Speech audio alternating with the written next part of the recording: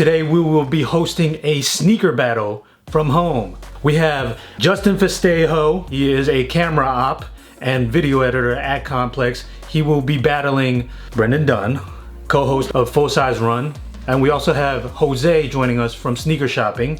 Hello. Jose will be the neutral party in this. I hope it's not on resale price because the stuff I'm going to bring out is just random stuff. It is definitely not on resale price. It is literally up to the viewers, whatever they decide, general consensus, I guess. I told them to pick out 4 shoes and we broke it up into different categories. With that said, I think it's time to proceed. We'll go round by round. It'll be 4 rounds. We will show 1 shoe at a time. You got to give me some time because I'm in my room right now where a lot of shoes are, but I have another room that's a bunch of shoes. So I'm going to be going back and forth and pulling stuff out. I figured out where everything is for the most part, but it's going to take me a second. Round 1 will be whatever you have at home. Show off your best Air Max. I'm going to go to the other room for this. I'm going to the second sneaker room. Wow, big flex, big flex. Real quick, I want to say one thing. All right, what's that? This counts for nothing, but I did find 2 pairs. This is not my choice. I'm not trying to, but dead stock. These are literally dead. 97 OG pair, neon, but you see the bubble is cracked beyond belief, so I can't wear these anymore. So this doesn't count. It's just a shoe that I thought, I thought you should know about. So I'm gonna full swap those bad boys. Maybe. So that's not my shoe. I'm just saying those are around. Anyways. 3, 2, 1, show. Oh, okay. I respect that choice. All right, Justin, what do you have in hand? The bubble's right? Yeah, I love those. I gotta clean the bubble off, but damn. Showing up for Air Max Day, huh? I got over here ATMOS Air Max 1 Elephant that came out a few years ago. Super grail of mine since like 2007 when they first missed out on those, but caught these on the Air Max Day. Brendan? Yeah. Okay, a couple notes on that shoe. I agree, classic shoe. Just so people know, I did used to have a pair, but I sold them and I didn't pay for them. Just as far as the battle is concerned, so we know the respective levels where everyone's at. Not that I don't respect Justin, but just so we know. Okay, all right. I did used to have a pair of those. I did the Air Max Burst. Actually, a funny story about this shoe. The name is technically Air Max isn't in the name, but obviously you see the bubble. This pair is, I think this is from 2000 and, let's see if we can see. Yeah, 2002. Like I said, they're almost dead. Random model. I don't know if you guys remember, like there's a crepe pair. There's a Slim Shady pair that's also super coveted. But like I said, you can see anybody who has some old Air Maxes, they know the bubbles get a little bit cloudy.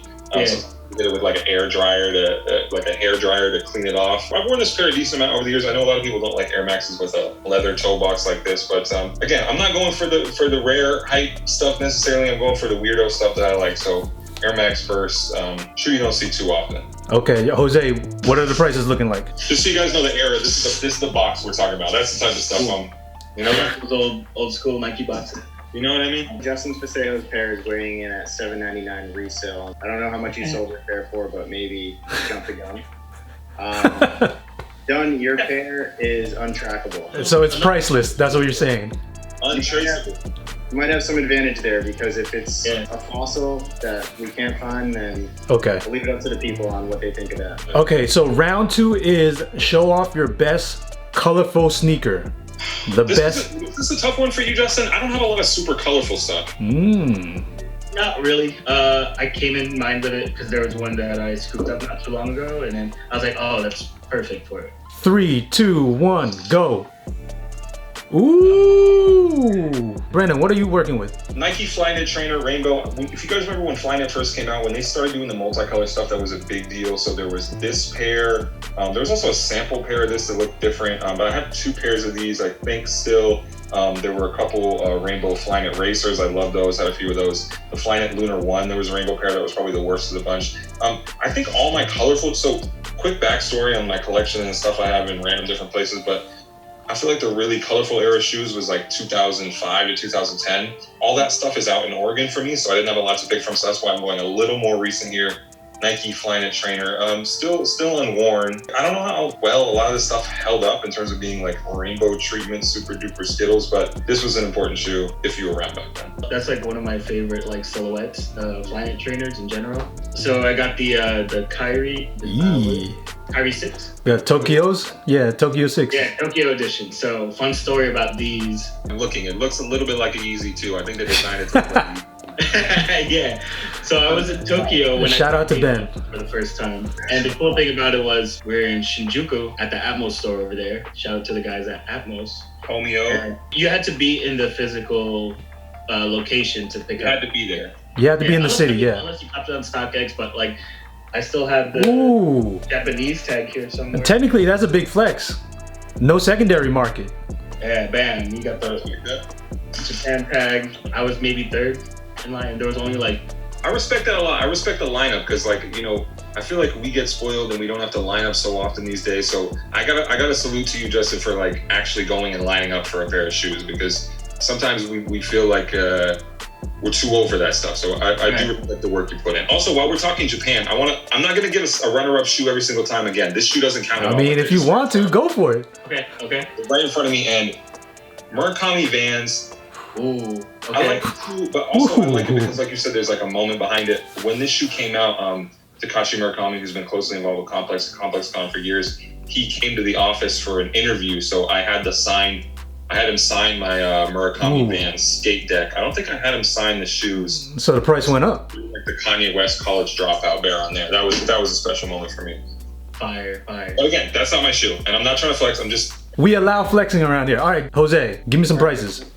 The prices on these, while Dunne, yours is going around 300 average for resale. Price never really went up on those, but I value those and I appreciate that shoe.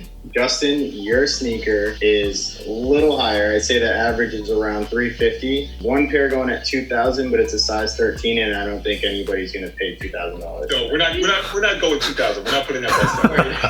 All right. I don't think anybody's going to that. KYRIE and Justin. But the average is 350, so these two are actually really close as far as gap and margin.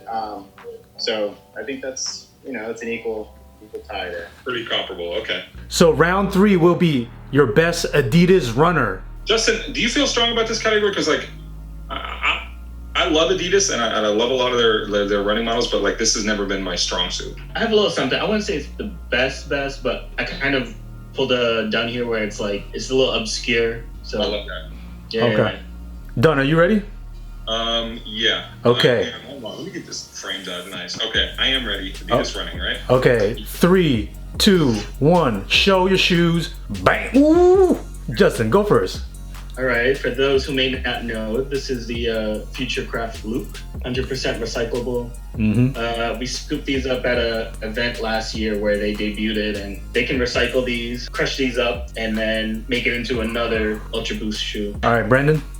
Like I said, I'm not huge into Adidas running. I like a lot of that newer stuff. I got a lot of Ultra Boosts around, but I'm more into Adidas's retro running stuff. So this is the Adidas ZX 8000 Aqua colorway, OG colorway. The ZX line is something I've always loved, but never really participated in that much. I'm trying to make up for lost time. I know it's kind of a Matt Welty shoe, so a little bit inspired by him. But in the US, I think this model doesn't mean nearly as much, but this model does mean something to me. And I'm really embarking on this ZX journey. So Adidas ZX 8000 Aqua. Hopefully you guys respect this. Hopefully you guys know about this. Jose, can we get some prices, please? All right, so we'll start with Brendan this time. I think yours is a little more common on the resale market, around 200, 250 for those. Yeah, it wasn't that hard of a shoe to get. I was actually kind of worried because when they first came out, the most recent time, I was nervous that they were going to sell out right away, and a lot of stores did get their stocks snapped up kind of quick. But a friend at Adidas in Germany actually sorted me out, so shout out to.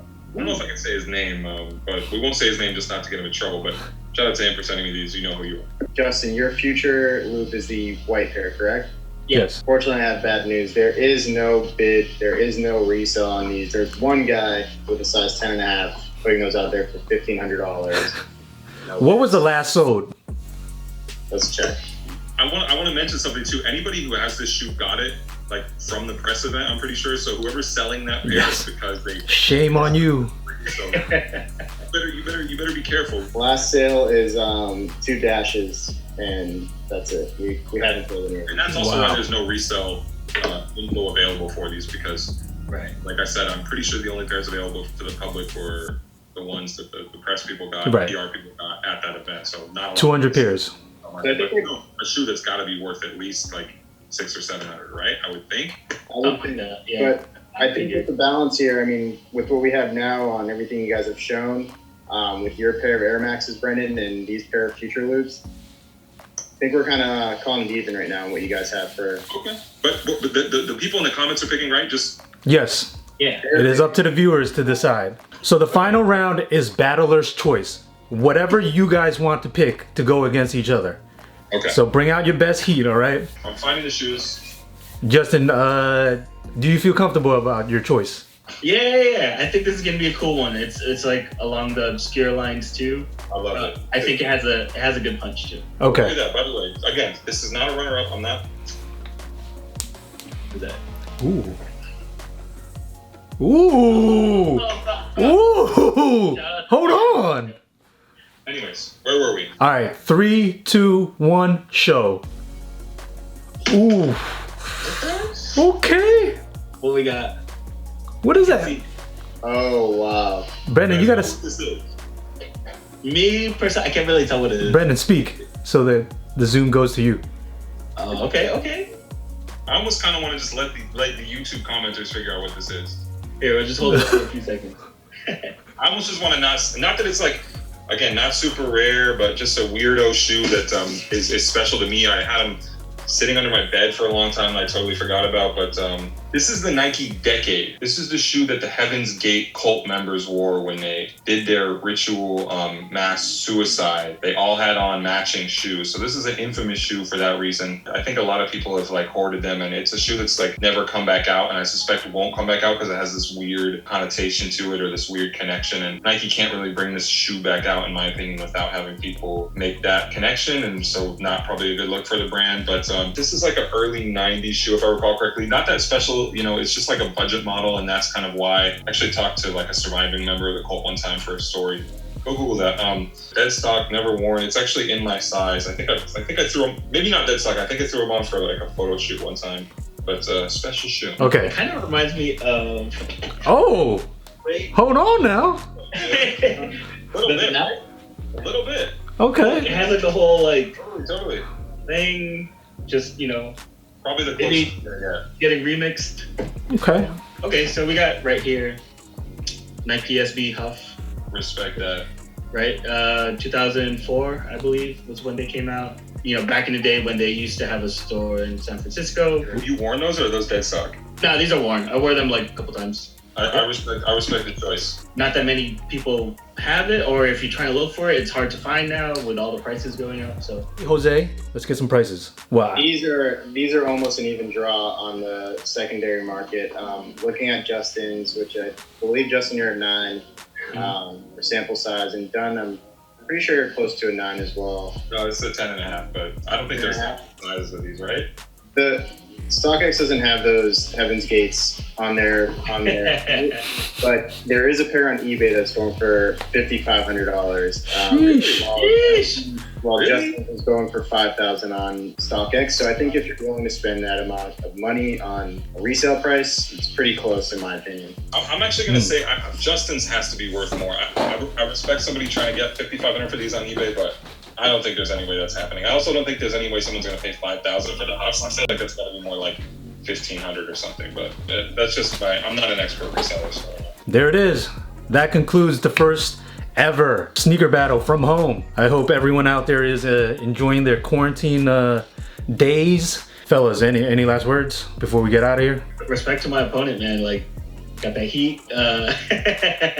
Little fist bump there. Yeah, man. I love the little history behind all the shoes you brought out, Dunne. Okay. Yeah, man.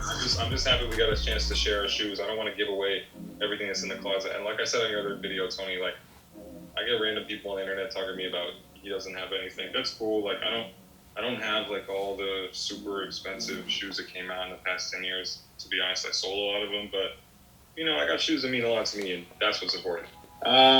Wash your sneakers, clean your hands, drink tea, be safe.